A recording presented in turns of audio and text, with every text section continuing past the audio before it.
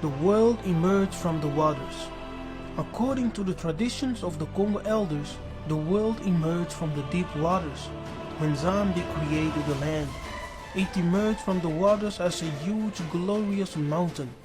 The world became a physical reality floating in Kalunga, in the endless of water within the cosmic space, half emerging for terrestrial life and half submerging for submarine life and the spiritual world.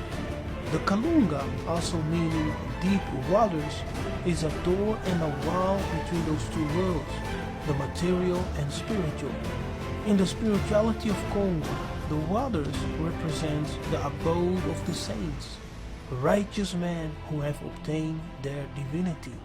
In the Bible, the Kalunga is called the deep, Thehom in the Hebrew, subterranean waters, abyss, associated with the grave.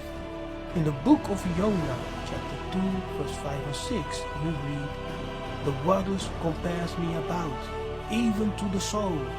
The deep closed me around about. The weeds were wrapped about my head. I went down to the bottoms of the mountains. The earth with her bars was about me forever." The world emerged from the waters.